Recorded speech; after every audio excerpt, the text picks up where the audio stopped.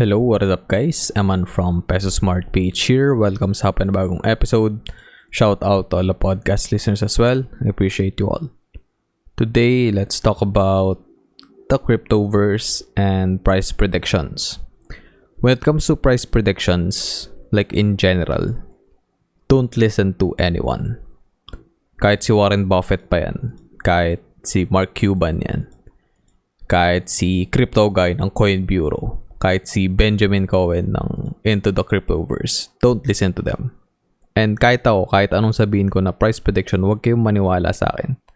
Do your own research. And yung mga predictions natin, kahit sino pa yan, kahit expert, kahit beginner, it's just a flip coin. It's either tama ka or mali ka. For example, sabihin natin, nag-predict ako ng price ng Bitcoin na this year aabutin niya yung 100k. It's hit or miss. 50-50% na chance na mangyari yun. Yes, may merit. Pwedeng mangyari, pwedeng hindi. But most likely, hindi siya mangyayari. Given the macroeconomic factors na umaapekto or nakakaapekto sa crypto markets and sa mga risk-on assets. And ngayon, gusto ko lang i-highlight ito kasi nabasa ko lang itong article na to. Top 5 cryptos to invest in before 2022 altcoin season. And we never saw an altcoin season ngayong 2022. So ito yung mga articles and mga videos na kumbaga super risky, especially sa mga beginners. Kasi these people will list some investments and they're gonna tell you na, hey, maganda yung potential nito, ito yung price prediction nila. So, syempre, ikaw na beginner, may engganyo ka, okay, sige, easy money lang. Sige, ngayon 2022, ito daw yung price na maabot. But, hindi sigurado yun. So, kahit sino pa nag-recommend sa'yo ng investment, and especially, kapag nagbigay sila ng price prediction, do not buy yan. Kasi most likely, you will get wrecked. So, tingnan natin yung top 5 nila, no, na nilist dito sa kanilang top 5 cryptos to invest. Again, yan yung title nila. 5 top cryptos to invest in before 2022 altcoin season. So, it's very clear na sinasabi nila ito yung mga dapat yung pag-investan ngayong 2022 before mag-altcoin season. And again, hindi tayo nakita ng altcoin season this year. Cardano. So, nung pinost sila to, nasa $1.07 yung Cardano. Currently, it's just at 53 cents. So, if bumili ka at $1.07, down ka ngayon ng 50.43%.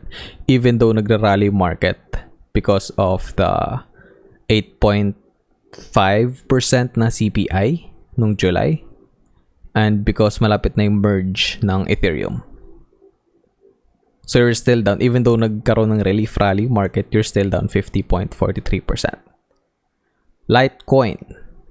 So nasa $126.46 yung Litecoin nung pinost nila ito. Currently, nasa $61.75 ang Litecoin. So you're down 51.17%. And the worst performing crypto or altcoin sa lista to is Harmony or One. Nung pinost sila ito, nasa 18 cents yung Harmony or yung One. Currently, nasa 2 cents na lang yung One. So, down ka currently ng 84.22%. The next one is Wisborg CHSB. The time of the posting of this video or this article, nasa 58 cents pa yung CHSB. Currently, nasa 19 cents na lang itong CHSB. So, down ka ng 66.47%. Then, lastly, XRP. Ito, Ripple.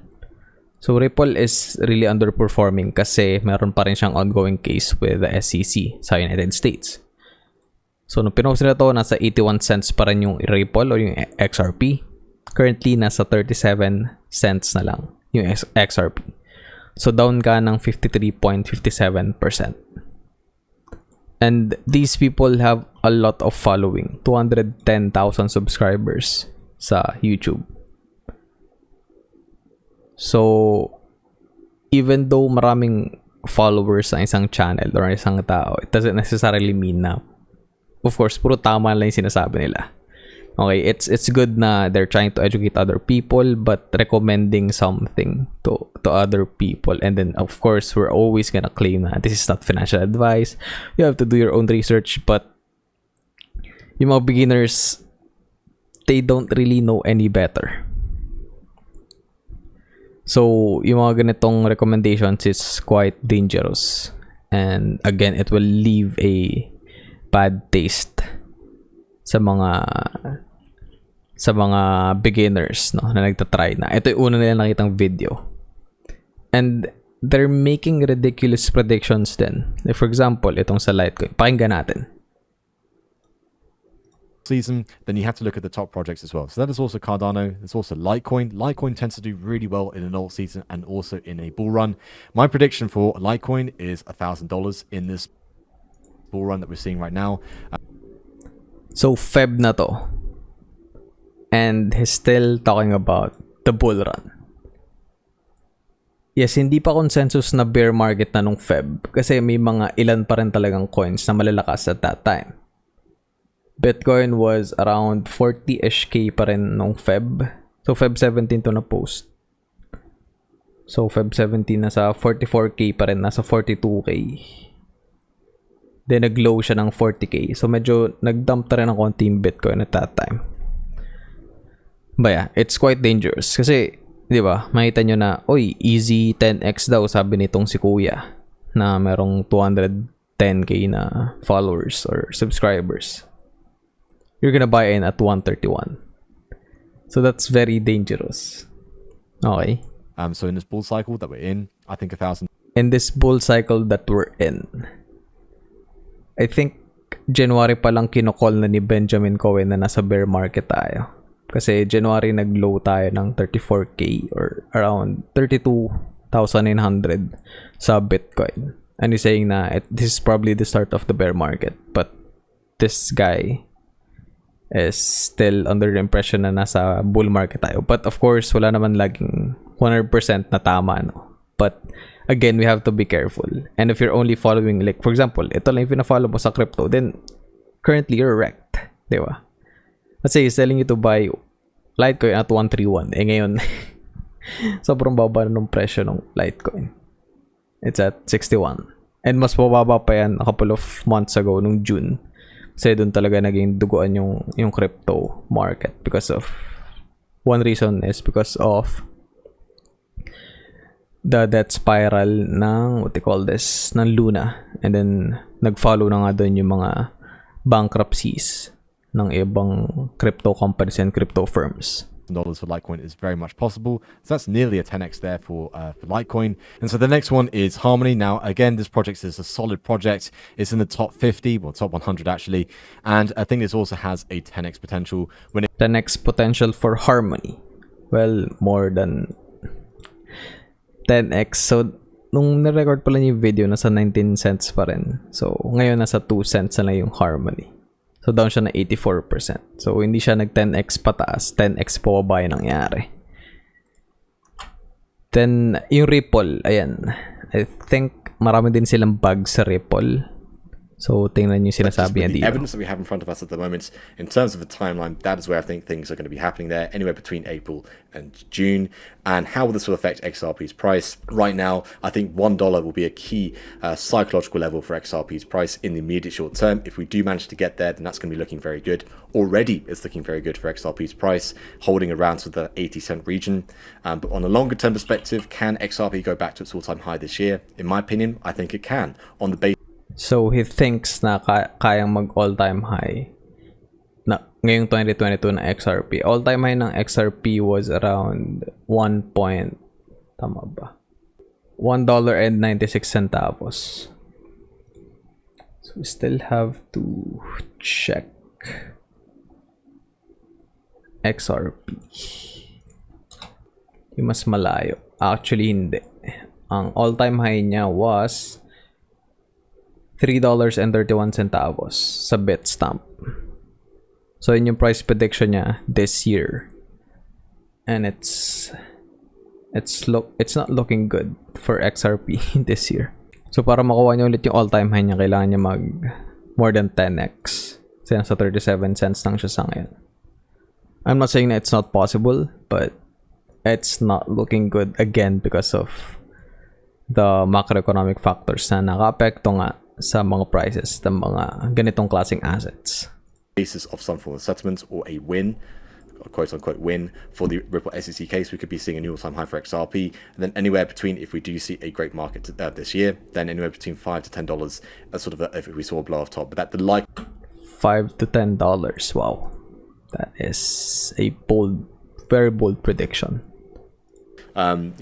Things are heating up in the world at the moment with cryptocurrency on the world stage. That's a big thing. XRP, I think, in my opinion, will be at the forefront of that. And then on top of that, I think once this case is settled, and I do think that we could be seeing a timeline by the end of Q2 of this year, we could be seeing XRP's price go back to all-time highs, that sort of area. If we talk any higher than that, sort of, people have been saying $5, $10. That is a scenario that would only play out if we see Bitcoin do really well this year. So if we see Bitcoin go to around sort of $250,000 this year, then that is possible for XRP to go to those levels. But so yeah, may point naman siya dito na of course Bitcoin has to do well in order for Ripple or XRP to do well as well. But predicting 250k Bitcoin this year nung nung medyo nagka-crumble na nga yung prices ng mga cryptocurrencies. These guys were overly bullish at that time, and it might have